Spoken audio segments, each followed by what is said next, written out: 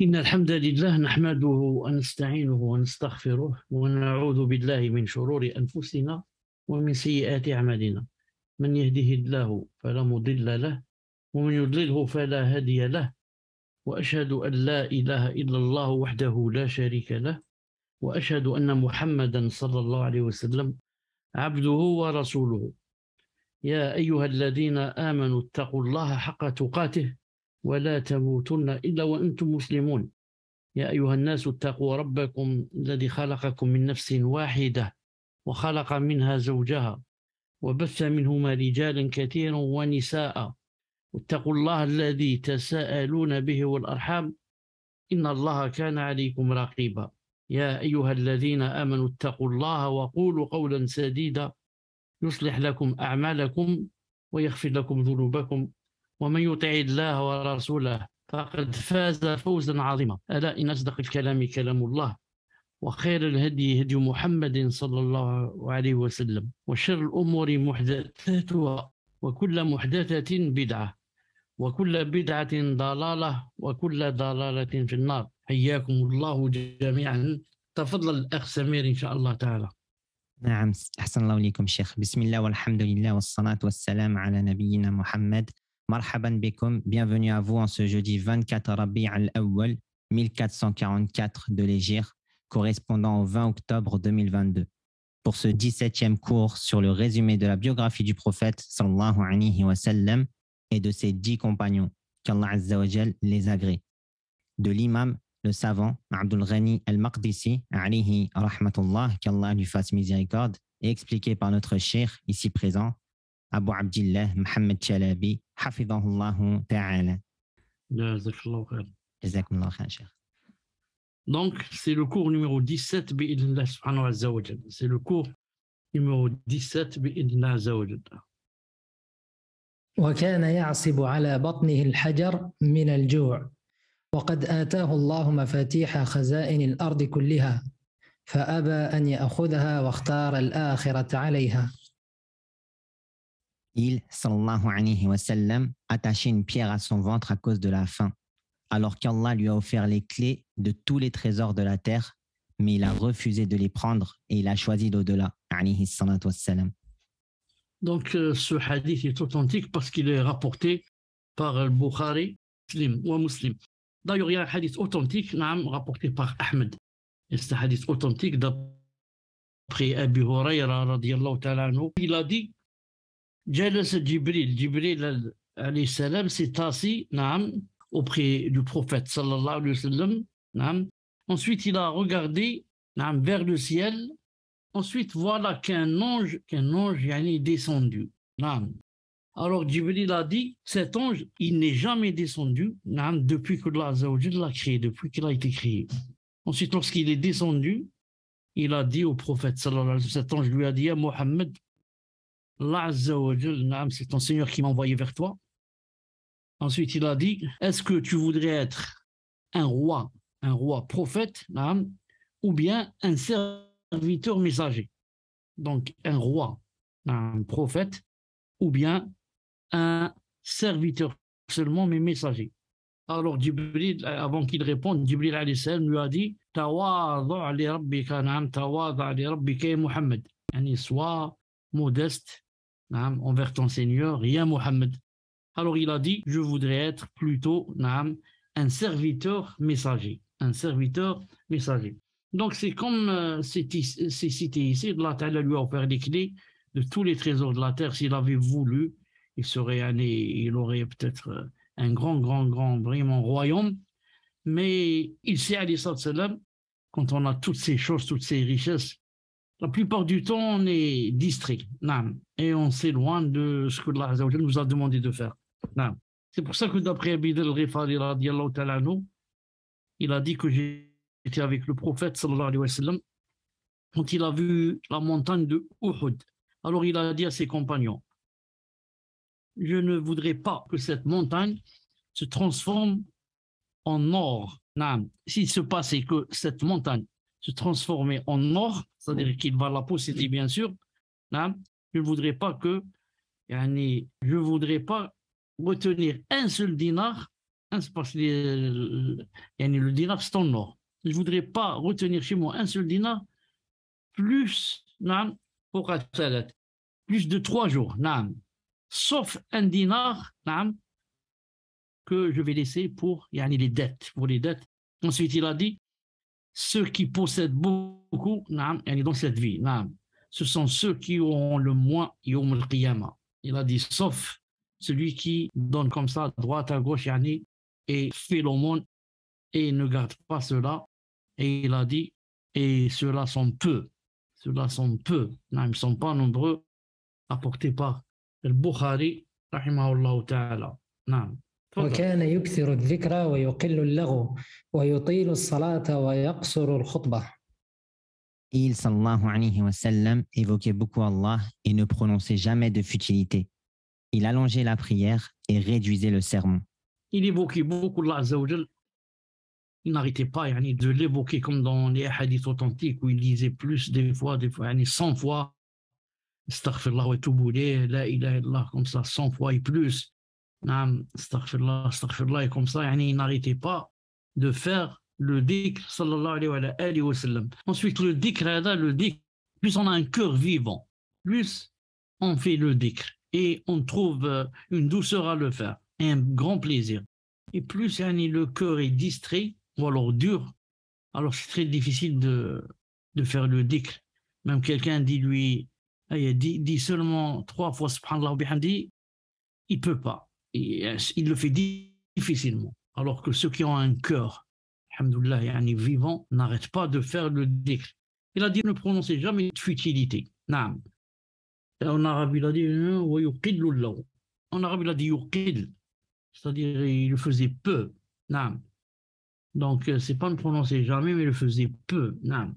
C'est-à-dire que le prophète, sallallahu alayhi wa sallam, naam, quand il parle, c'est toujours dans un intérêt de l'au-delà, ou alors un intérêt mondain.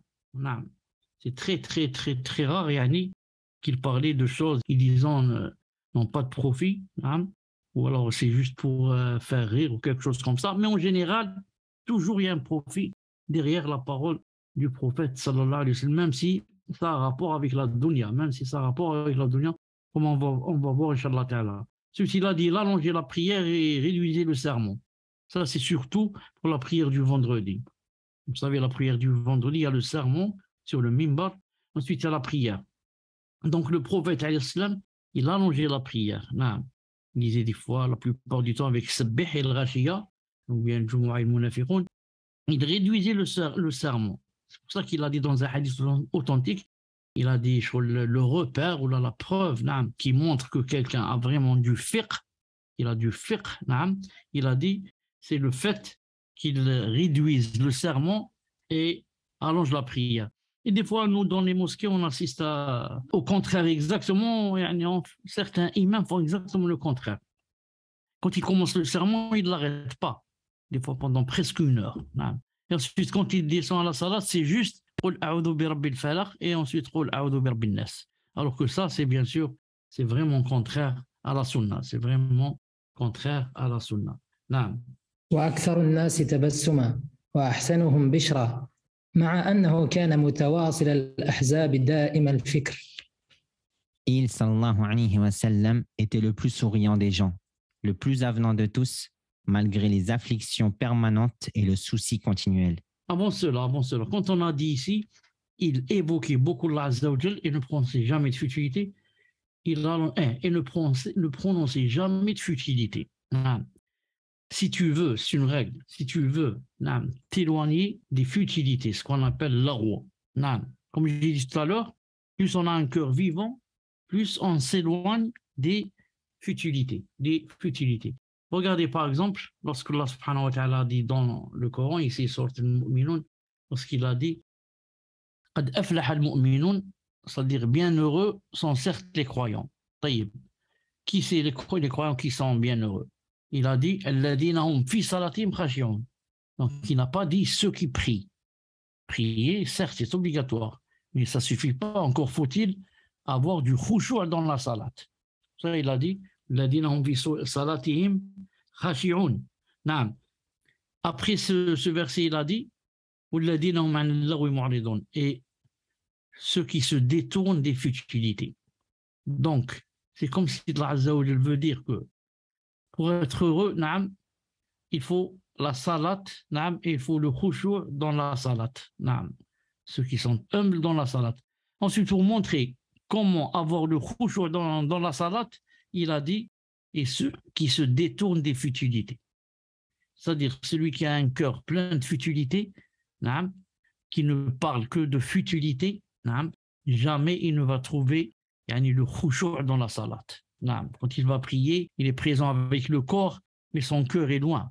Il est ou bien dans un match de football, par exemple, ou bien il est en train de penser à des choses, même de haram, ou bien il est en train de penser à ce qu'il va manger tout à l'heure, ou bien avec les enfants, ou bien.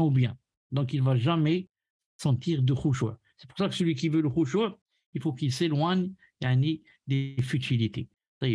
Fadlal, il était le plus souriant. Lis encore une fois. Il, sallallahu alayhi wa sallam, était le plus souriant des gens, le plus avenant de tous, malgré les afflictions permanentes et le souci continuel. Ici en arabe, il y a une faute. Ici, quand il a dit مع أنه كان متواصل الأحزاب, vous voulez dire l'ahzan, les afflictions. Donc, je ne sais pas pourquoi j'ai cru avoir corrigé cela, mais je n'ai pas corrigé. Donc, c'est l'ahzan et ce n'est pas l'ahzab. Le prophète, sallallahu alayhi wa sallam, était le plus souriant des gens. Et ça, il le faisait, le sourire, il le faisait sciemment, comme ça, comme le faisait avant lui son frère Sulayman, alayhi salam. Quand c'est cité dans le Coran, lorsque Allah Azza wa Jalla a dit حتى إذا أتوا على وادي النمل قالت نملة يا أيها النمل ادخلوا مساكنكم لا يحطمنكم سليمان وجنوده وهم لا يشعرون. À peu près quand ils arrivèrent à la vallée des fourmis, une fourmi dit: ô fourmis, entrez dans vos demeures, de peur que Sulayman et ses armées ne vous écrasent sous leurs pieds, sans s'en rendre compte. Ici, Allah Ta'ala dit: فَتَبَسَّمَ ضَاحِكًا مِنْ قَوْلِهَا وَقَالَ. Alors, Sulayman alayhi salam a souri, amusé par ses propos de ce que vient de dire la fourmi, et il a dit: رَبِّ أَوْزِعْنِي أَنْ أَشْكُرَ نِعْمَتَكَ التي أنعمت علي وعلى والدي وأن أعمل صالحا ترضاه وأدخلني برحمتك في عبادك الصالحين. C'est-à-dire, permets-moi, Seigneur, de rendre grâce pour le bienfait dont tu m'as comblé, ainsi que mes pères et mères, et que je fasse une bonne œuvre que tu agrées et fais-moi entrer par ta miséricorde parmi les serviteurs. Donc le témoin ici, c'est quoi? C'est lorsque la fourmi a dit cette chose, qu'a fait Sulayman alayhi salam, il sourit, il a souri.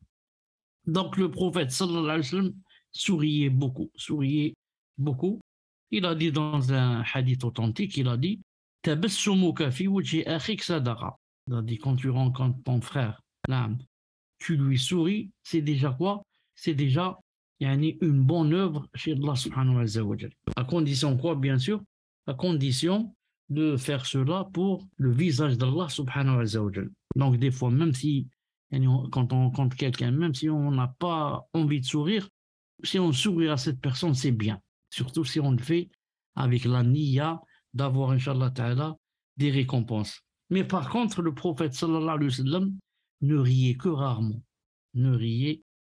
rarement. Et vous savez, le rire, il a des jugements. Des fois, ou la plupart du temps, il est permis. Il est permis quand il y a une raison. On ne va pas rire comme ça sans raison.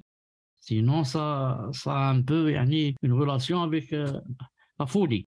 Des fois, c'est interdit. Le rire, des fois, c'est interdit. Quand est-ce que c'est interdit de rire? Dans deux cas. Le premier cas, quand on rit beaucoup.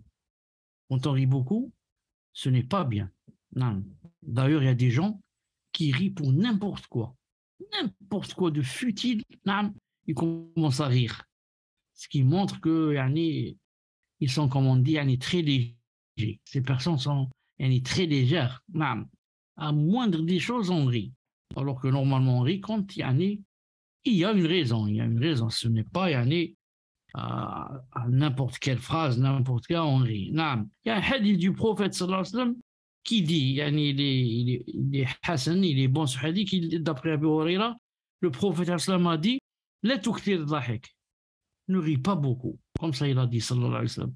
Ensuite, il a expliqué pourquoi il a dit فإن كثرة الضحك تميت القلب. Il a dit le fait de rire beaucoup, ça tue le cœur. Ça le tue dans le sens où ça le rend dur. Ça le rend dur. Naam. Donc ça, c'est le premier cas de l'interdiction, de ne pas beaucoup rire. Quand on rit, on rit parce qu'une chose comme ça, ça mérite de rire pour une chose qui fait rire. Mais rire, ça y est. Deuxième cas, quand c'est interdit de rire, c'est si on rit pour se moquer de quelqu'un. Surtout si c'est à cause de sa religion. On rit de la personne à cause, par exemple, qu'elle a une barbe longue, par exemple, à cause de son camis, à cause de ça, c'est très grave. Si on rit de cette personne, on rit à cause de cela, ça devient très grave. D'ailleurs, Allah subhanahu wa ta'ala, cité dans le Coran, il a dit, regardez par exemple les kuffars. Regardez les kuffars, par exemple, c'est connu qu'il rit. Il rit des musulmans. D'ailleurs, c'est cité dans le Coran, Allah il a dit,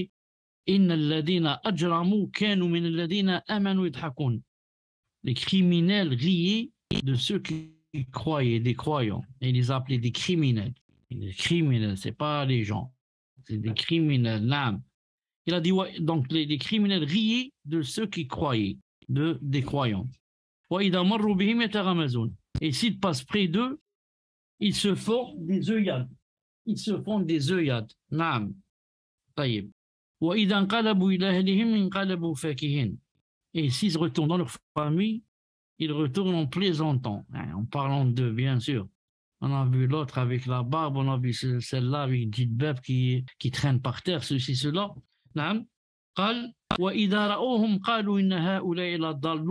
Et en voyant les croyants, ils disaient quoi? Ce sont vraiment ceux-là des égarés. Des égarés. Or, d'ailleurs, ils n'ont pas été envoyés pour être leurs gardiens. Ils n'ont pas été envoyés pour être leurs gardiens.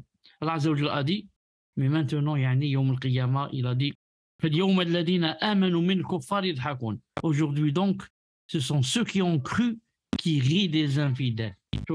Yawm al-Qiyamah, on va rire des infidèles. C'est-à-dire que les croyants vont rire des infidèles, comme quoi?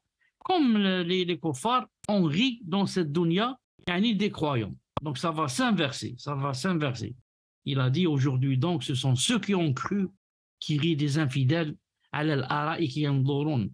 sur les divans, ils regardent. Donc si les croyants, dans le paradis, sont sur des divans, et ils regardent quoi? Ils regardent Allah subhanahu wa ta'ala. Ensuite il a dit, est-ce que les infidèles ont eu la récompense de ce qu'ils faisaient? Quand ils ont ri ici, ils riaient des musulmans, et maintenant ça s'est inversé. Est-ce qu'ils ont eu la récompense? Ils ont eu l'enfer qui les attend. Donc le rire à la base c'est permis, et des fois il est interdit, qu'on vient de le citer, par exemple rire sur quelqu'un à cause de son dîne. Et des fois, le rire est obligatoire. Des fois, il a le jugement, il est obligatoire. Comme dans le hadith du prophète sallallahu alayhi wa sallam, où un homme, un sahabi est venu le voir, lui dit à Rasulullah sallallahu alayhi wa sallam, c'est-à-dire je suis venu, c'est-à-dire pour aller avec toi au djihad, et j'ai laissé mes parents en train de pleurer. Alors il lui a dit sallallahu alayhi wa sallam, reviens vers eux, et fais-les rire comme tu les as fait pleurer. Et c'est obligatoire pour toi de revenir vers eux et de les faire rire. C'est obligé pour toi. Comme tu les as fait pleurer. J'ai cherché comme ça dans la sunna quelques circonstances citées dans la sunna où le prophète sallallahu alayhi wa sallam s'est cité dans la sunna qu'il a clairement ri. Donc, j'ai ici quelques hadiths devant moi. Quelques hadiths, je vais les lire directement en français, même s'ils sont en arabe. Comme ça, très vite. Dans ce hadith, authentifié par Cheikh Al-Albani, que le prophète islam est rentré un jour vers chez Aïcha alors qu'elle jouait. Oui, elle jouait avec des jouets. Il lui a dit, c'est quoi ça? Elle a dit, mes filles. Elle était vraiment jeune. Hein. Elle a dit, mes filles. Il a dit, mais c'est quoi ça au milieu? Elle a dit, une jument. Naam. Dans certains hadiths, un cheval. Il a dit, mais qu'est-ce qu'elle a cette jument sur elle? Naam. Elle a dit, deux ailes, deux ailes. Il a dit, une jument avec deux ailes. Elle a dit, n'as-tu pas entendu Sulayman, le fils de Daoud, qu'il avait des chevaux avec des ailes. Alors le prophète islam a ri jusqu'à ce que on a vu ses mots-là. Donc il a ri, sallallahu alayhi wa sallam, avec cette réponse qu'il n'attendait pas, d'elle, alors qu'elle était très jeune, et elle lui a dit, ne sais-tu pas que Sulayman avait des chevaux qui avaient des ailes? Il a ri, sallallahu alayhi wa sallam. Et aussi d'après Aïcha, radiallahu ta'ala anhu, elle a dit que je suis sorti avec le prophète sallallahu alayhi wa sallam dans un de ses voyages, alors que j'étais jeune, je n'avais pas de poids, maigre, disons assez maigre. Alors il a dit aux gens, avancez, aux sahaba, avancez, il faut qu'ils restent avec elle derrière. Ils se sont avancés. Elle a dit ensuite, il m'a dit, sallallahu alayhi wa sallam, viens, on va faire la course. Viens, on va faire la course. Elle a dit, on a fait la course, elle a dit, je l'ai gagné. C'est-à-dire, je l'ai devancé dans la course. Moi, la première, et lui, derrière. Elle a dit, alors il s'est tu, sallallahu alayhi wa sallam, et a attendu jusqu'à ce que je prenne du poids. Naam. Elle a dit, alors on est sorti une fois en voyage, il a dit aux gens, allez vers l'avant, naam, et ils ont avancé. Ensuite, il lui a dit, viens, on va faire la course. Naam.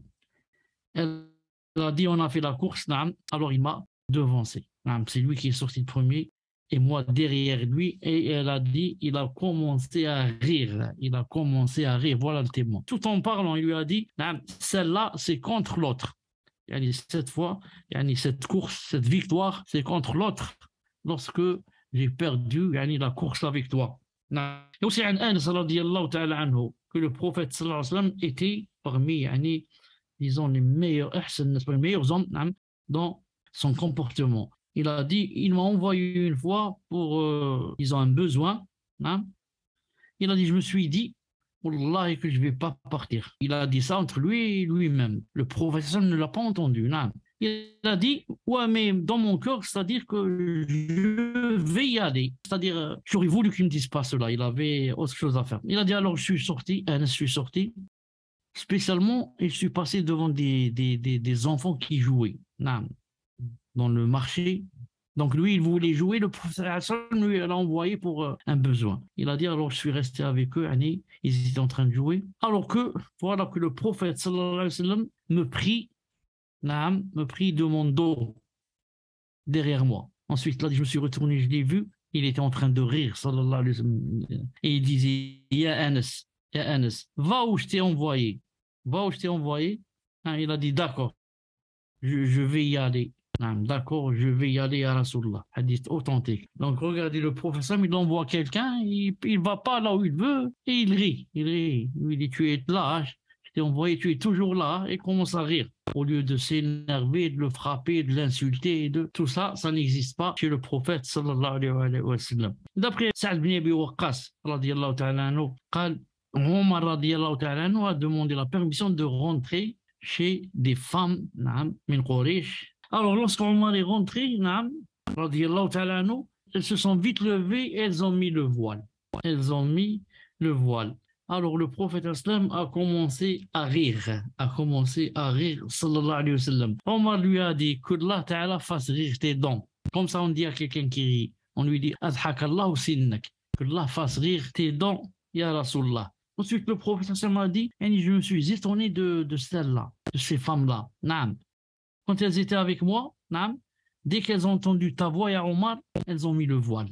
Alors Omar radiyallahu ta'ala a dit, toi, ya Rasulullah, c'est par prédominance, c'est de toi qu'on doit se voiler. Pas de moi.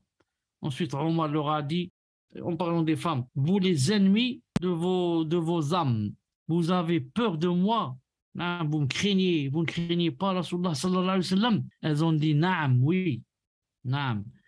Toi, tu es rude, naam, et tu as un cœur dur,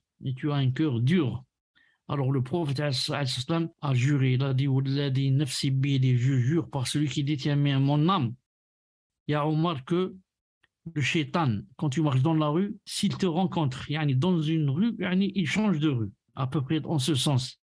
Quand les femmes ont dit cela à Omar ibn Khattab et le prophète a senti que peut-être c'est quelque chose de vexant de lui dire comme ça, il l'a donc défendu.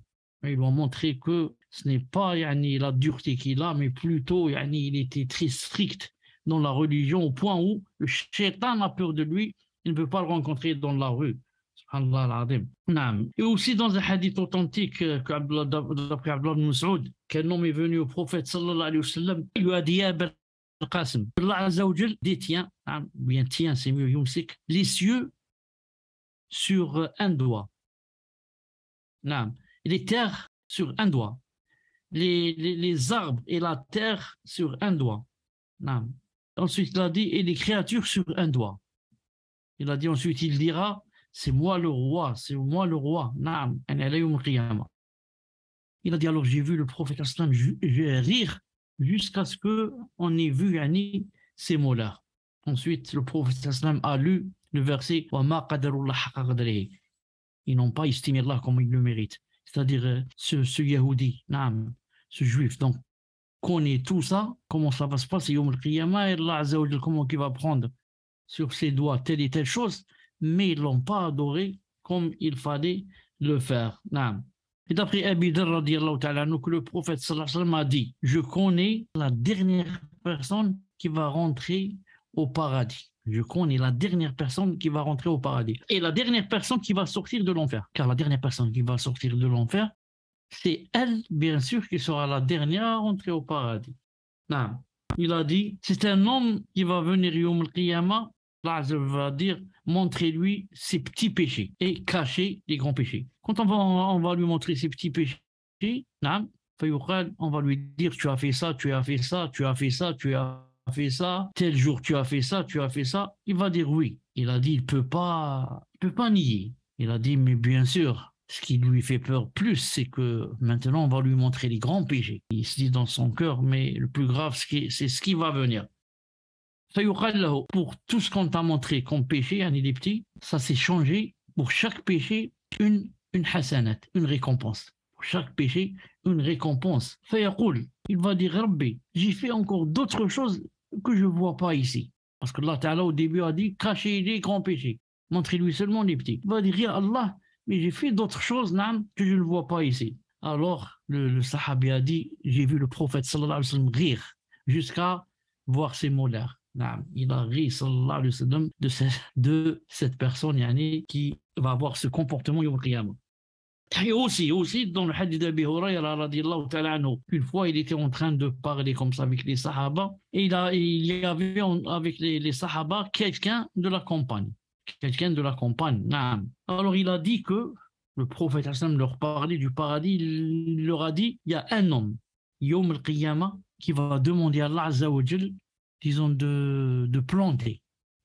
De planter comme ça, le blé, planter le blé. Allah Ta'ala va lui dire, n'es-tu pas ici dans tout ce que tu veux? N'es-tu pas ici au paradis, tu as tout ce que tu veux? Il a dit, si, mon Seigneur, mais j'aime planter le blé. Alors, il demande qu'on lui ramène la semence, etc. Il a dit, quand il jette comme ça, par exemple, le grain, à la seconde même, il sort de la terre, grandit, et, subhanallah al-adim, se coupe. Il n'a besoin ni de tracteur, ni de machine, ni de rien. Il a dit, il grandit comme ça, il a dit, ça devient comme des montagnes. Comme des montagnes, le blé, ensuite, il se coupe.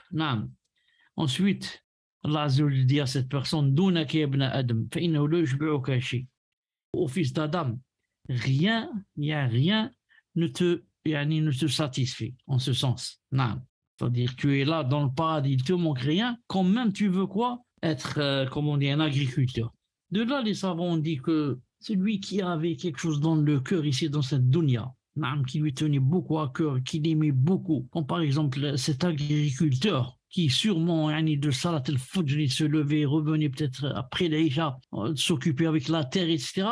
Même quand il meurt, subhanallah, même au paradis, il a toujours cette chose dans son cœur de vouloir, par exemple, il se rappelle donc ce qu'il faisait dans la dunya et de vouloir aussi continuer, si c'est possible, de faire ce qu'il faisait dans la dunya. Ça me rappelait une chose, peut-être que je vous ai raconté ça, je ne sais pas si je l'ai raconté ou pas. Mon père, Allah yarhamou, dans son travail, c'était puisatif. Vous savez ce que ça veut dire puisatif? C'est-à-dire qu'il a une machine avec laquelle il creuse des puits aux gens. Par exemple, tu as une ferme, tu l'appelles, il vient avec sa machine, il te creuse un puits.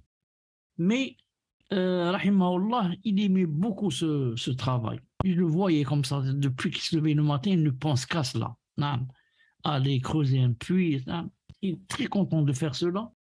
Une fois, j'étais avec lui en voiture et je lui ai parlé de ce hadith. Je lui ai dit, Yom al-Qiyamah, il y a quelqu'un au paradis qui va demander à Allah Azza wa Jal de planter le blé.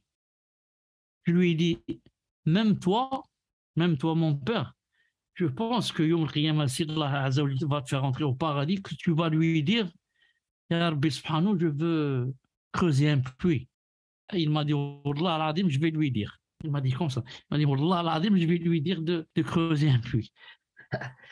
J'ai dit, Subhanallah, استنى d'abord qu'on n'aille pas en enfer وبعد سهل. الله المستعان. الله المستعان.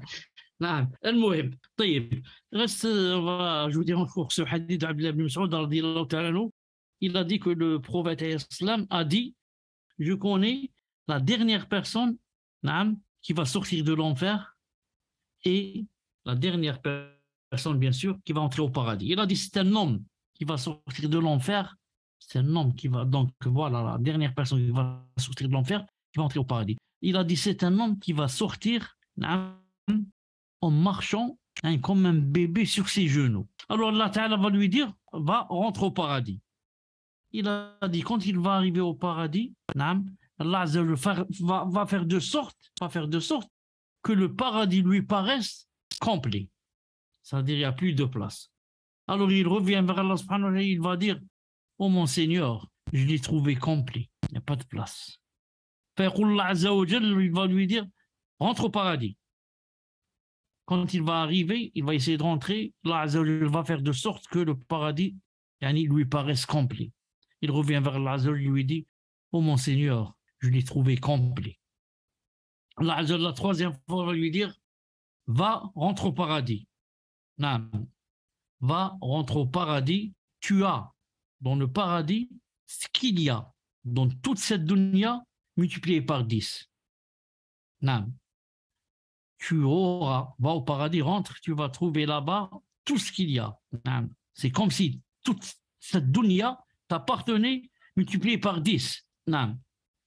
Alors cette personne va dire à Allah subhanahu wa ta'ala, il va lui dire, Taskharu minni, il va dire, Ya Allah, vous riez de moi. Peut-être vous moquez, peut-être, moquez, même si Allah subhanahu wa ta'ala ne se moque pas. Alors, s'il se moque, il se moque des moqueurs, comme dans le verset. Il a dit, dans un autre verset, il a dit, ou bien tu ris, Allah, vous riez de moi, tadhak, vous riez de moi, alors que vous êtes le détenteur de la royauté, un tel malik, ya Allah, et vous riez de moi. Alors, Abdullah ibn Mas'ud a dit, j'ai vu le prophète sallallahu alayhi wa sallam rire jusqu'à ce qu'on ait vu ses molaires. Parce que le prophète, comme je vous ai dit, ne riait que très rarement. Mais s'il rit, il ouvre sa bouche jusqu'à ce qu'on voit, c'est moi, c'est-à-dire il rit de plein cœur. Il rit de plein cœur. Il a dit, sallallahu alayhi wa sallam, pourtant cette personne qui va avoir 10 fois ce qu'on possède sur cette dunya, il a dit, c'est la dernière personne. C'est la plus pauvre, disons, par rapport aux autres dans le paradis. Non. Il reste encore un hadith d'après Anas, radiyallahu ta'ala anhu, il a dit, on était avec le prophète sallallahu alayhi wa sallam, il a ri. Ensuite, il a dit, vous savez de quoi je ris?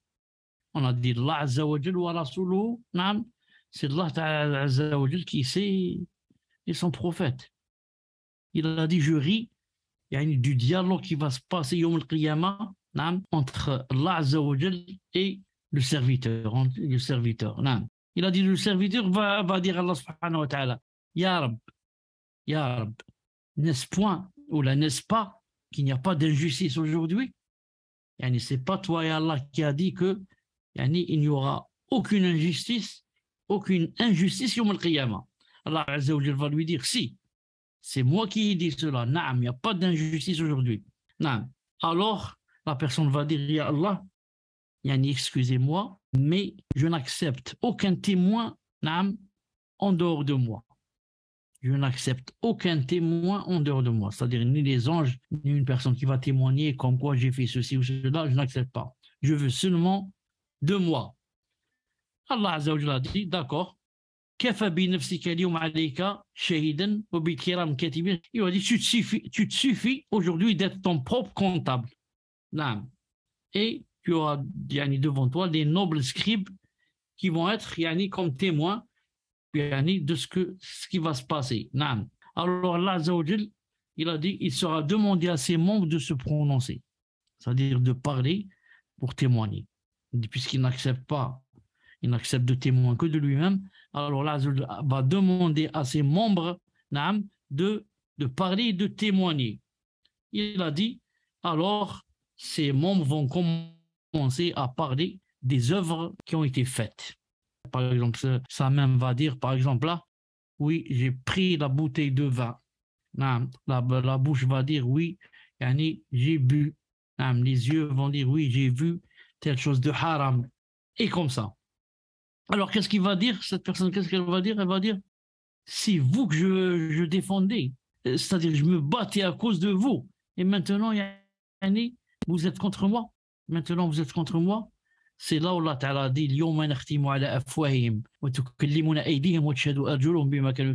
ce jour-là, nous scellerons leur bouche, tandis que leurs mains nous parleront et que leurs jambes témoigneront de ce qu'ils avaient accompli. C'est-à-dire, tu ne peux pas cacher. Pourquoi? Parce que les membres, les mains, les pieds, la bouche, les yeux, les oreilles, ça ne nous appartient pas. Qui? C'est ton père qui te les a achetés ou là? C'est Allah qui les a créés et nous les a donnés bon, maintenant. Donc ça ne nous appartient pas.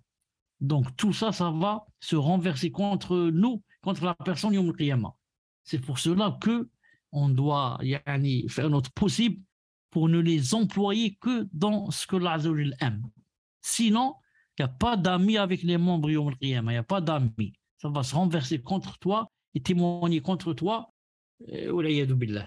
Ensuite, les personnes, qu'est-ce qu'ils vont dire?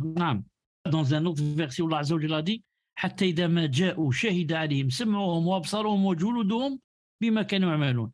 Allah Ta'ala dit, alors quand ils y seront, c'est-à-dire quand ils viendront, Yom al-Qiyamah, leurs ouïes, leurs oreilles, leurs yeux et leur peau témoigneront contre eux de ce qu'ils œuvraient, de ce qu'ils commettaient. C'est pour ça que la personne, qu'est-ce qu'elle va dire? وقالوا لجلودهم لما شهدتم علينا قالوا أنطقنا الله الذي أنطق كل شيء وهو خلقكم أول مرة وإليه ترجعون. Alors ils diront à leur peau, pourquoi avez-vous témoigné contre nous? Pourquoi avez-vous témoigné contre nous? Elles diront, c'est Allah qui nous a fait parler. C'est Allah qui nous a fait parler. Lui qui fait parler toutes choses. C'est lui qui vous a créé une première fois et c'est vers lui que vous serez retournés. Donc, les membres, les peaux, qu'est-ce qu'ils vont dire? Ils vont dire, c'est pas notre faute. C'est Allah qui nous a fait parler. C'est-à-dire, si on pouvait, on ne parlait pas, mais c'est pas notre faute. C'est lui qui nous a fait parler. On ne peut pas se retenir. Non. Ensuite, ils ont dit la cause, c'est lui qui vous a créé la première fois.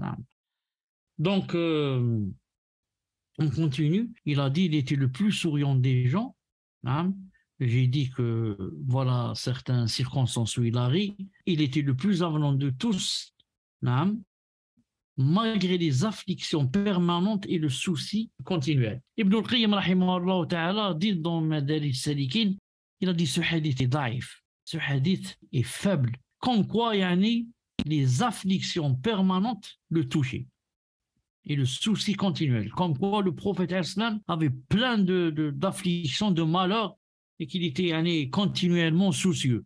Il a dit ça, ce n'est pas vrai. Ensuite, il a dit, comment serait-il continuellement soucieux?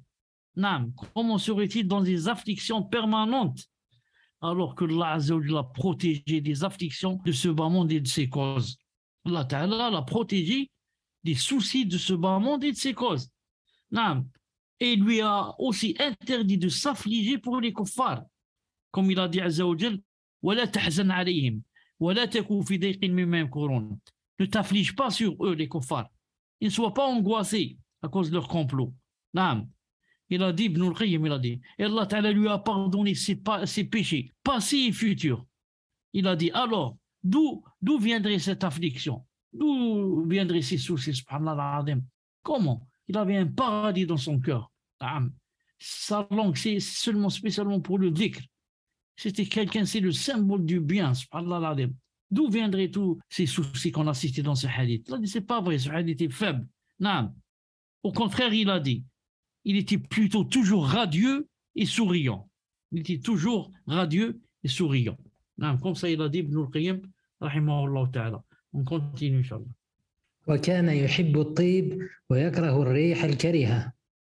Il, sallallahu alayhi wa sallam, aimait le parfum et détestait la mauvaise odeur. D'après Anas ibn Malik radiyallahu ta'ala anhu, que le prophète alayhi salam a dit, on m'a fait aimer de votre vie, c'est-à-dire ce que j'aime dans cette vie, et malgré ça, il n'a pas dit, il a dit on m'a fait aimer. Ça veut dire ça vient comme ça de Allah subhanahu wa ta'ala. Qu'est-ce que donc on m'a fait aimer de votre vie? Il a dit les femmes dans le sens de se marier. Certains pervers ou kuffar vont profiter de ce hadith et dire voilà, il aimait les femmes. Qu'est-ce que ça veut dire il aimait les femmes? Donc il aimait la zina. A'udhu billah. Ça rentre dans le coffre. Si quelqu'un dit une chose pareille, il rentre dans le coffre. Ensuite, on va voir s'il est excusé ou pas. Mais la parole, c'est une parole de coffre. Donc, il aimait de se marier, d'avoir des enfants et de vivre. Déjà, c'est pour ça qu'il s'est marié à 13 femmes. Et quand il est mort, il en a laissé 9. Donc, ce hadith se trouve dans le recueil authentique de Sheikh al-Albani. On m'a fait aimer de votre vie 3 choses.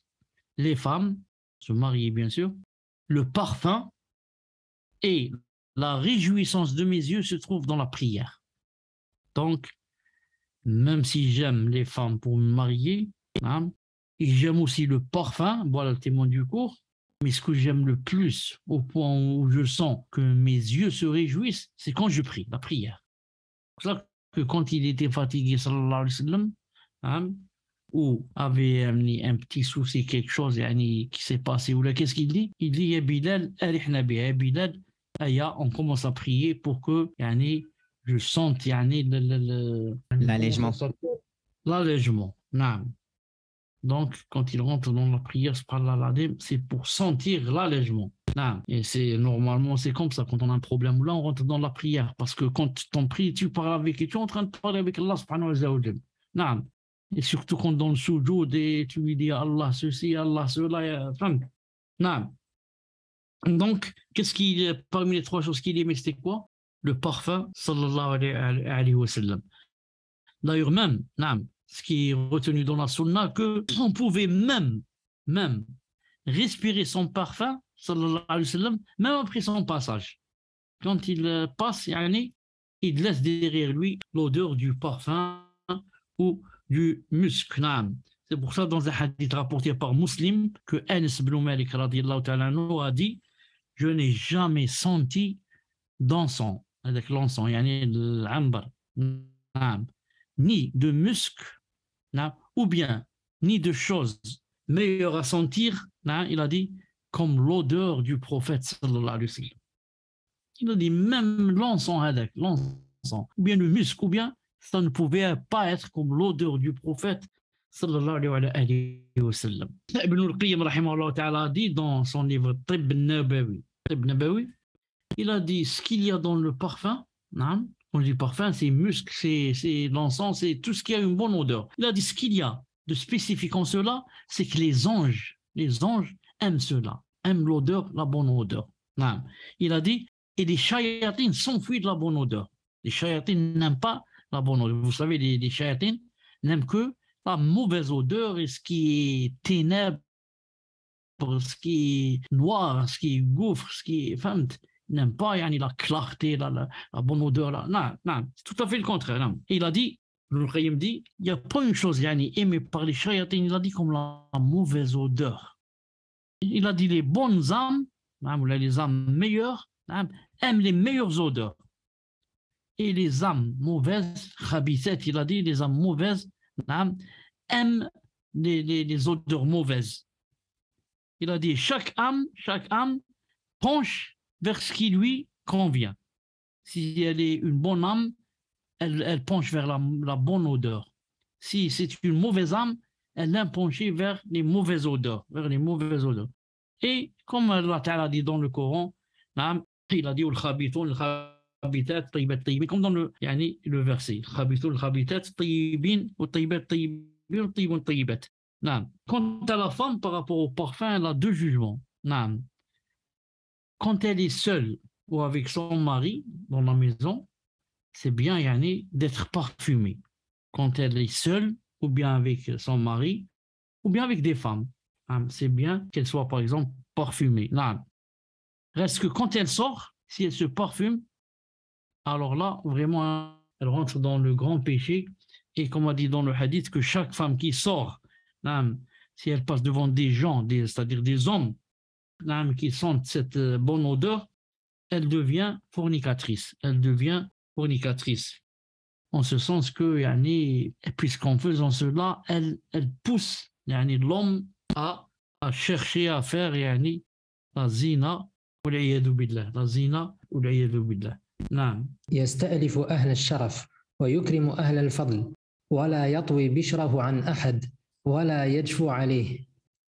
Il sallallahu alayhi wa sallam attirait la sympathie des gens de noblesse, il honorait les gens de vertu, jamais il ne privait quelqu'un de son avenance et jamais il ne dédaignait quelqu'un alayhi salatu wa sallam. Le summum de la noblesse et du bon comportement. C'est impossible que quelqu'un soit comme lui. Même les kuffars, les grands kuffars, quand je dis les grands, les chefs d'État, je sais pas, même Einstein, on m'a dit, il a parlé de lui. Ceux qui ont lu, même Victor Hugo, ceux qui ont lu sa biographie, même s'ils sont des kuffars, ils sont étonnés. Certains ont dit, si on avait seulement 10, on va conquérir le monde. 10 comme lui, ils ont dit, on conquiert le monde. يرى اللعب المباح فلا ينكره. Il sallallahu alayhi wa sallam voyait les jeux permis et il ne les réprouvait pas. Donc, c'était pas quelqu'un tout est haram, non. Même les jeux, si le jeu est permis, pourquoi les réprouver et l'interdire? N'oubliez pas que celui qui interdit une chose, que Allah a permise, que au moins c'est un péché, il peut rentrer dans le coffre aussi. Non, si Allah a permis une chose, pas l'interdire. Imaginez quelqu'un qui dise c'est interdit de manger des bananes. Ça, il rentre dans le coffre, sauf s'il ne sait pas. Non. Qui t'a dit que la banane est interdite, par exemple? Tu ne veux pas la manger, ne la mange pas, personne ne t'oblige. Mais ne me dis pas, par exemple, l'islam a interdit la banane. Un exemple. Reste que le jeu, même quand il est permis, il ne faut pas que ce soit un jeu qui va distraire, par exemple, de la salade, au point d'oublier la salade, par exemple. Non. Parmi les jeux permis, le prophète islam a fait la course 2 fois avec Aïcha. La première fois, c'est elle qui a gagné. La deuxième fois, c'est lui, sallallahu alayhi wa sallam, qui l'a gagné. Pourtant, quand il est mort, sallallahu alayhi wa sallam, elle n'avait que 18 ans. Non. Le prophète islam a fait même la course à d'autres chameaux. Il a fait aussi la course à d'autres chevaux. Non. Parmi les jeux aussi, il jetait des lances. Non. Il a fait même la lutte avec quelqu'un qui s'appelle Rokana. Non. Il a fait la lutte et il a battu, sallallahu alayhi wa sallam. Et Aïcha, radiyallahu ta'ala, comme vous savez, avant de se marier, elle avait une balançoire. Non. D'ailleurs, quand il est venu à l'islam pour consommer, il l'a trouvé en train de jouer sur la balançoire. Elle avait aussi des petites poupées, comme celle d'aujourd'hui. Reste qu'elle n'avait pas yani, les yeux, la bouche, etc. C'est juste comme ça, comme une boule de laine, avec des bâtons à droite, à gauche, comme quoi ce sont des mains, des bâtons à la place des pieds, comme ça. Mais les poupées d'aujourd'hui, où yani, on voit, c'est comme si c'était un bébé, naam, ça c'est, il n'y a pas de doute, c'est haram, il n'y a pas de doute. Pourquoi?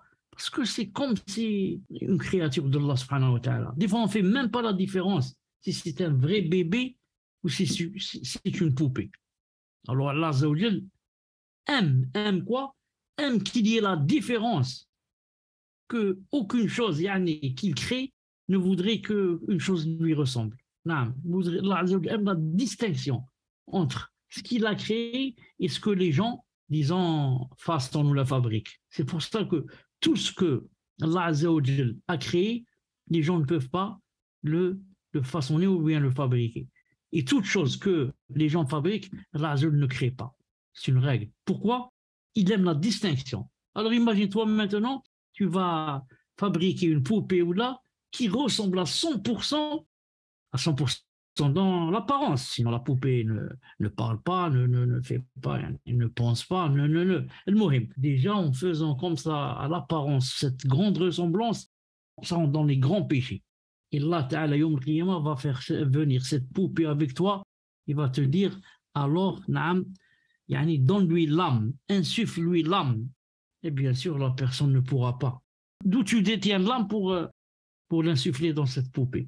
Et alors, ce sera yani, le grand châtiment que Allah Azza wa Jal nous préserve. C'est pour ça que si quelqu'un veut acheter des poupées à ses enfants-là, la première des choses, qu'il achète des choses yani, qui vraiment, ça se voit que yani, c'est joué.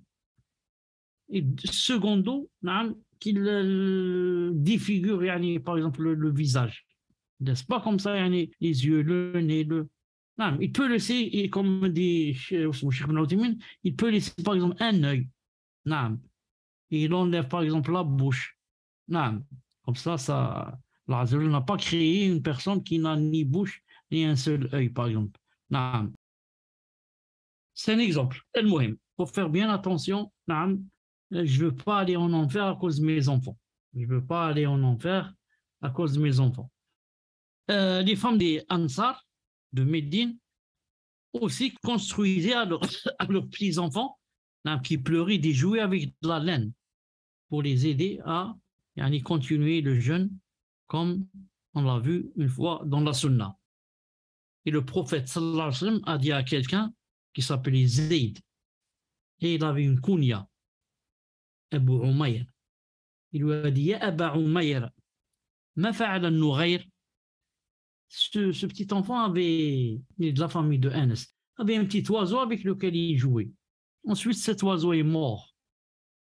Et le prophète lui a demandé, il lui a dit Ya Aba Umayr, où est l'oiseau? Ma fa'ala an-Nughayr. Je ne le vois plus avec toi. Et pourtant, cet enfant était très jeune et il avait la kunya de Abu Umayr. Ce qui prouve que quoi? Même un enfant peut lui donner une kunya. J'ai mon fils qui s'appelle Mohamed, par exemple, et je l'appelle, par exemple, Abba Omar, ou Abu Abdelhaq, ou quelque chose comme ça. Ça, c'est permis. D'ailleurs, le prophète sallallahu alayhi wa sallam a vu une petite fille vraiment petite, peut-être qu'elle avait 4-5 ans, et il lui a dit sa phrase célèbre, il lui a dit Hada sana, Khalid. Il l'a appelé Khalid. Il lui a donné la kunya de Khalid alors qu'elle était très, très jeune. Il lui a dit Hada sana, ça veut dire elle avait un habit, il lui a dit ça c'est beau. En lui parlant en éthiopien, parce qu'elle est venue elle était en Éthiopie, Habasha. Elle a fait la hijra au Habasha, elle est revenue, elle est née là-bas. Alors, puisqu'elle parle éthiopien, il lui a parlé avec sa langue à elle. Hada sana, c'est-à-dire cette chose est belle. Et il a appelé avec sa kunya, il a dit Khalid. Khalid, alors qu'elle avait seulement 4 ou 5 ans. Et regardez aussi la sunna de parler à quelqu'un dans sa langue. S'il ne comprend pas l'arabe, je ne vais pas lui parler en arabe. C'est un allemand. Je vais lui parler en allemand. C'est un anglais, je lui parle en anglais, il ne comprend pas l'arabe. Certains disent qu'il faut parler en arabe, et l'arabe littéraire, même c'était un japonais. Ah, khoya, il faut parler en arabe.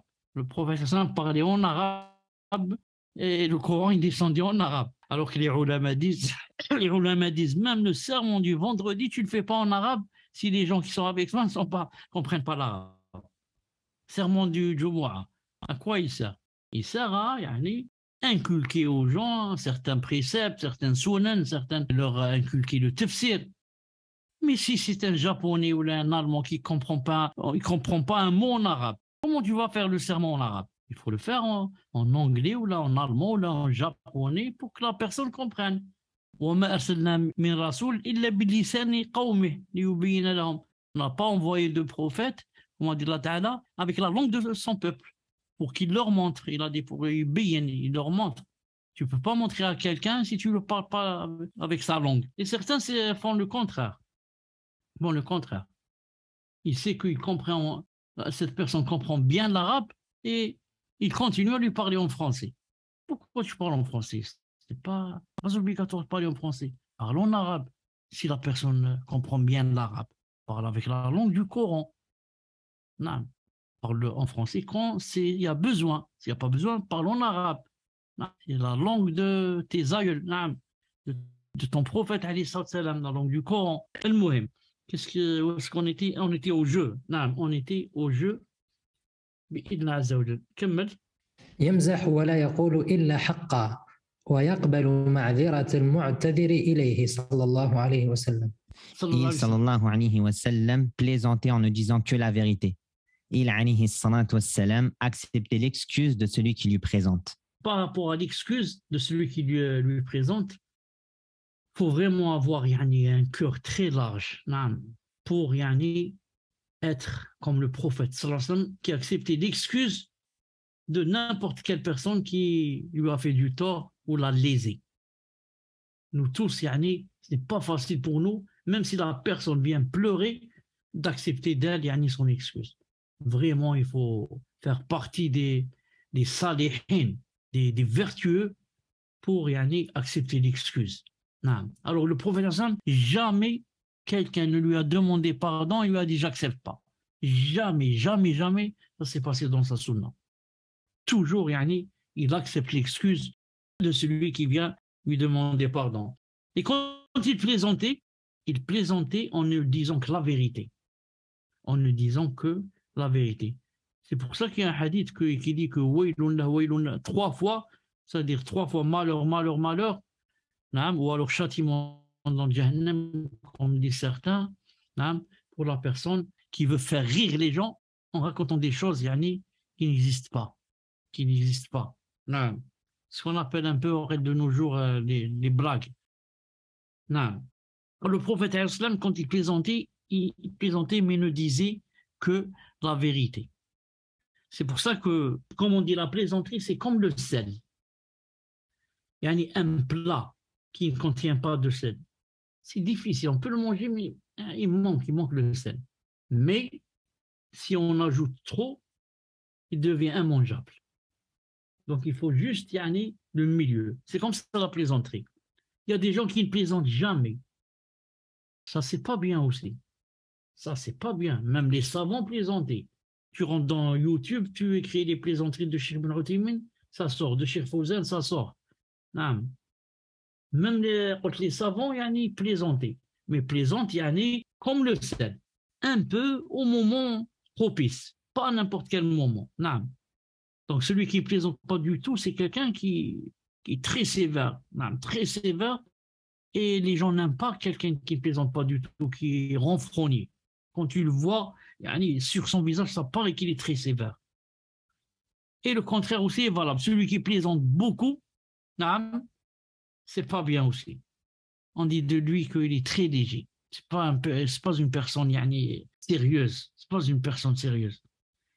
C'est pour ça que celui qui plaisante beaucoup, on va plus savoir est-ce qu'il est en train de plaisanter ou de dire la vérité.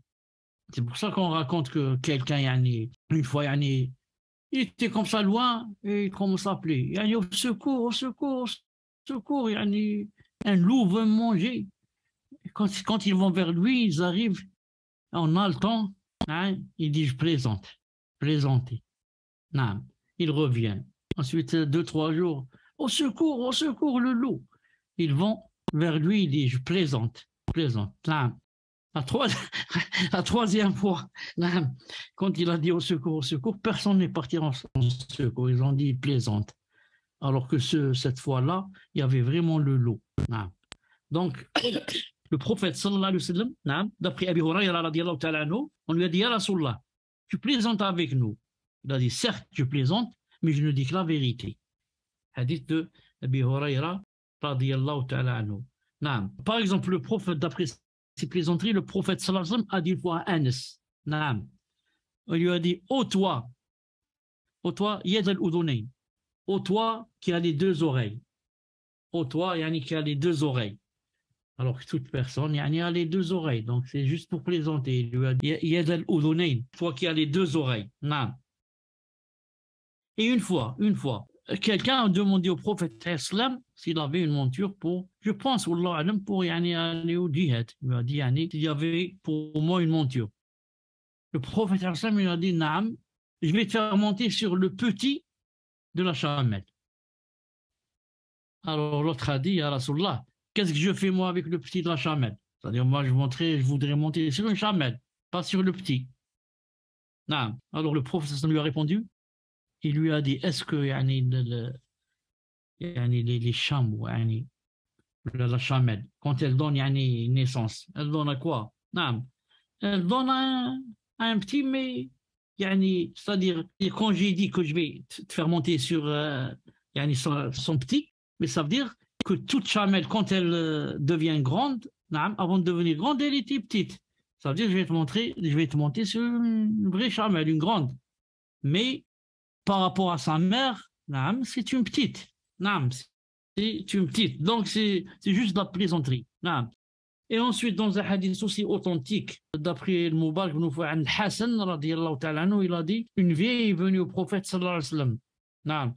Elle a dit, Ya Rasulallah, fais-moi des doigts pour que Allah ta'ala me fasse rentrer au paradis. Il lui a dit, Ya Fulan. C'est pas Ya Aisha ou Ya par exemple, ceci. La plupart ça connaît Ya Fulan. Il lui a dit le paradis, dans le paradis, aucune vieille femme n'y rentre. Le paradis, dans le paradis ne rentre aucune vieille femme, parce qu'elle était vieille. Le hadith a dit, elle est donc revenue, cette vieille, en pleurant.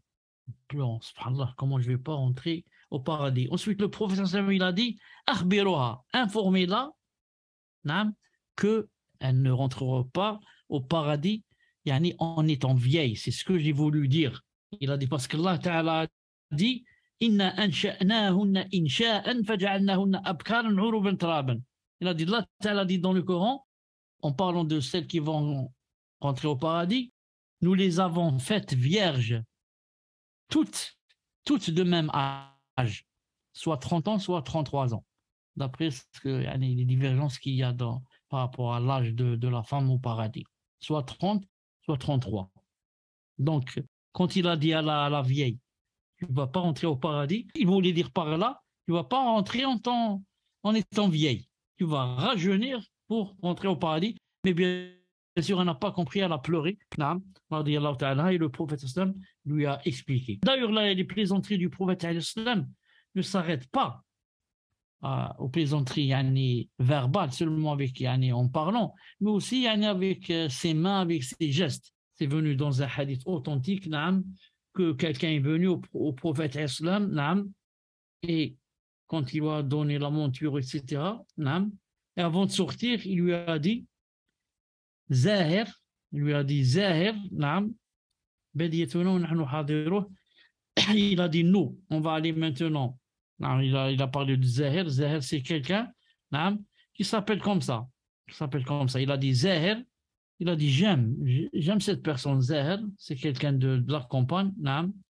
Et ce Zahir, n'était pas beau physiquement. Le prophète islam est venu une fois vers lui, alors qu'il était en train de vendre ce qu'il possédait. Alors le prophète islam est venu.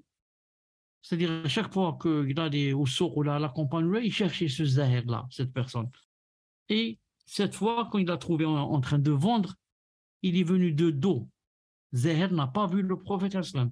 Il est venu de dos et il l'a enlacé. Il l'a enlacé de dos, sans que la personne ne sache qui est derrière elle en train de l'enlacer du dos. Il a dit, Men hada, qui es-tu? Lâche-moi. Il a dit, lâche-moi, parce qu'il ne peut pas voir c'est qui. Ensuite, quand il s'est retourné, il a vu que c'était le prophète islam et que malgré cela, il ne voulait pas le lâcher. Il ne voulait pas le lâcher. Naam.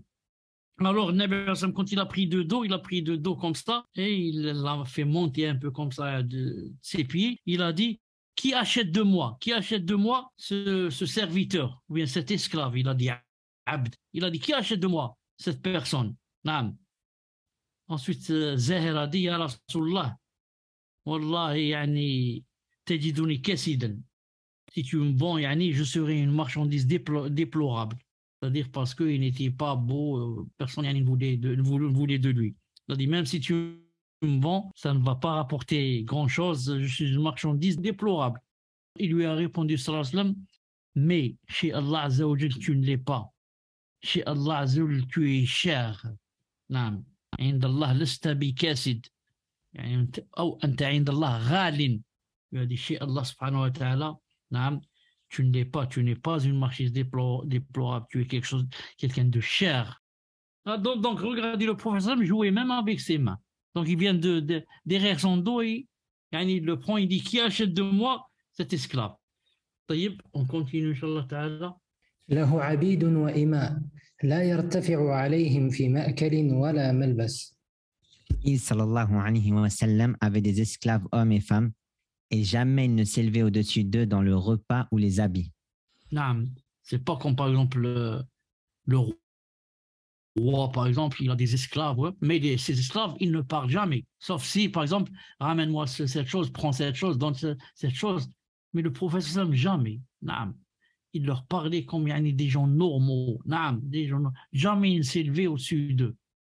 Ni dans les repas, ni dans les habits. Dans les repas, beaucoup de gens qui ont, par exemple, des esclaves ou là, des femmes de ménage ou là, peut-être qu'elles le mangent et qu'elles leur donnent, c'est peut-être ce qui reste. Non. Ce qui reste, dans la femme de ménage, elle mange ça. Alors que le prophète, c'était pas comme ça, sa sunna. Non. Il donne vraiment ce qu'il mangeait lui. Non. Ce qu'il mangeait lui. Même les habits. C'est pas, je n'ai plus besoin de ces habits, alors je les donne à la femme de ménage. Non. Je lui donne des choses que moi aussi j'aime. Non. Comment dit Allah Ta'ala, vraiment le summum, comme j'ai dit tout à l'heure, de la noblesse et du bon comportement et du bon caractère. Non. لا يمضي له وقت في غير عمل لله أو فيما لا بد له ولأهله منه. Jamais il ne passait du temps sans qu'il n'y œuvre pour Allah Azza wa Jal, ou une chose indispensable à lui-même et sa famille, alayhi salatu wassalam. Jamais il ne passait de temps sans faire quelque chose pour Allah Azza wa Jal, ou alors une chose indispensable comme travailler, comme à lui ou à sa famille. Non. Donc la première, ce qui nous intéresse, jamais il ne passait de temps sans qu'il œuvre pour Allah Azza wa Jal. Œuvrer pour Allah, c'est pas toujours prier. Le fait, quand tu es seul, de penser à ce qu'il y a dans l'au-delà, par exemple. De faire le dhikr, de se préparer, de ne pas faire le haram. Déjà, ne pas faire le haram, c'est quelque chose de bien. Se retenir pour ne pas faire le haram, c'est déjà quelque chose de bien. Surtout si la chose te pousse. Il y a quelque chose qui me pousse dans mon cœur pour allumer une cigarette. Et je ne le fais pas pour Allah subhanahu wa ta'ala. C'est dur. Mais c'est ça la preuve que j'aime Allah subhanahu wa ta'ala. Je suis prêt à me sacrifier pour lui. Toutes les choses que j'aime, je les délaisse pour Allah Azza wa Jal. Donc on peut passer sa journée en œuvrant pour Allah Azza wa Jal seulement en priant par exemple à l'heure, en lisant un peu le Coran, en faisant du dhikr, ou alors en ne pas, sans faire de haram. راعى الغنم وقال ما من نبي إلا وقد رعاها. Il sallallahu alayhi wa sallam a été berger et il a dit, il n'y a pas un prophète qui ne les a pas gardés, entre parenthèses, c'est-à-dire les ovins. Non, c'est pour ça dans le hadith de Bukhari, d'après Jabir, on a demandé au prophète alayhi sallam, est-ce que tu gardais les ovins? Tu gardais les ovins? Non. Il a dit non. Et il a dit, il n'y a pas un prophète qui ne l'a pas fait. Chouf, subhanallah al-azim. Tous les prophètes doivent passer par cette chose-là, de garder les ovins. Ça aide en quoi? Ça aide beaucoup, beaucoup, beaucoup, beaucoup de choses. نعم. Ça t'apprend نعم, comment يعني, gérer. Plus tard, comment gérer les êtres humains. Maintenant, tu vas commencer par les animaux, comment les guider. نعم. Comment les faire marcher vers un but, ensuite les faire revenir le soir. Ensuite, si un mouton tombe malade ou là, tu dois le soigner, tu dois le préserver du loup, le préserver du chacal, le préserver de, il tombe dans un trou, ceci, cela. Donc, c'est comme un entraînement avec les animaux, ensuite, pour passer à guider des gens et à gérer une communauté, une umma. Donc c'est pour cela qu'il n'y a pas un messager qui ne l'a pas fait. Et le prophète Hassan l'a fait aussi à la Mecque. Il l'a fait chez Ben Issad et il l'a fait aussi à la Mecque. Il a dit sur la montagne, il a dit même qu'on me donnait tant d'argent pour ce travail. نعم. وسئلت عائشة رضي الله عنها عن خلق رسول الله صلى الله عليه وسلم فقالت كان خلقه القرآن يغضب لغضبه ويرضى لرضاه. Aïcha radiyallahu anha a été interrogée sur le comportement du messager d'Allah sallallahu alayhi wa sallam. Elle a répondu, son comportement était le Coran. Il se mettait en colère pour sa colère et il agrée ce qu'il agrée. Voilà, comme ça a été sallallahu alayhi wa sallam. Son comportement se trouve dans le Coran. Tout ce que tu lis dans le Coran qu'il faut faire, lui le faisait sallallahu alayhi wa sallam. Tout ce que tu lis dans le Coran que c'est interdit de faire, le prophète s'en éloigne. Tout ce qui est demandé comme bon comportement, c'est dans le Coran, par exemple d'être patient, d'être ceci, d'être cela, le prophète ça se trouvait en lui. Et tout ce qui est demandé dans le Coran de s'en éloigner, comme par exemple le mensonge, comme la colère, comme la zina, comme tout ça, le prophète s'en éloigne. C'est pour ça qu'elle a dit, son comportement c'est le Coran. Et il se met en colère pour sa colère, là où le Coran demande par exemple des choses qu'on ne fait pas, si quelqu'un les fait, lui sallallahu alayhi wa sallam se mettait en colère. Et là où le Coran demande de faire des choses, par exemple comme prier à l'heure, et il voit quelqu'un qui prie à l'heure, alors il l'agrée sallallahu alayhi wa sallam. C'est pour ça qu'on m'a dit, Soufiane Thauri, il a dit une chose, qu'est-ce qu'il a dit? Si tu aimes quelqu'un pour Allah, ensuite que cette personne que tu as aimée pour Allah fait quelque chose d'interdit par exemple, et que malgré cela, tu aimes toujours cette personne pour Allah, alors cela veut dire que tu n'as pas aimé cette personne pour Allah. Voilà, c'est très simple. Quand on aime quelqu'un pour Allah, ensuite cette personne fait quelque chose que Allah n'aime pas. Ça veut dire qu'on doit détester cette personne en ce moment où elle vient de faire quelque chose qui n'est pas bien. Mais si toujours on l'aime alors qu'elle fait le haram par exemple, ça veut dire qu'on ne l'a pas aimé pour Allah. Car quand on aime une personne pour Allah, on la délaisse aussi quand elle fait une chose qui est mauvaise. On la délaisse, ça veut dire on se met en colère pour cette chose aussi qu'elle vient de faire. On la conseille bien sûr, etc. Mais si on ne ressent rien et on l'aime toujours, ça veut dire qu'on ne l'a pas aimé pour Allah. Allah, si tu l'as aimé pour Allah, que tu te serais mis en colère quand elle vient de faire quelque chose qui attire la colère d'Allah subhanahu wa ta'ala. J'en ai un exemple très simple pour être plus clair et comprendre. Donc moi j'aime une personne pour Allah. Alhamdoulilah, cette personne, masha'Allah, elle priera à l'heure, ceci, cela. Ensuite j'apprends par exemple qu'elle fait zina. Je viens de l'apprendre. Est-ce que je dois me mettre en colère ou pas? Je dois me mettre en colère. Non, comment se fait-il? Elle fait la zina, subhanallah al-azim. Donc, je suis en colère contre elle quand j'ai su cette chose. Bien sûr, après, je vais la conseiller, etc. Je vais voir si elle va s'en éloigner ou pas, bien sûr. Mais au moment où j'ai appris ça, je dois ne pas l'aimer en ce moment. Non. Où elle a fait ça, où elle fait toujours ça. Si je reste toujours à l'aimer, ça veut dire que je ne l'ai pas aimé en Allah.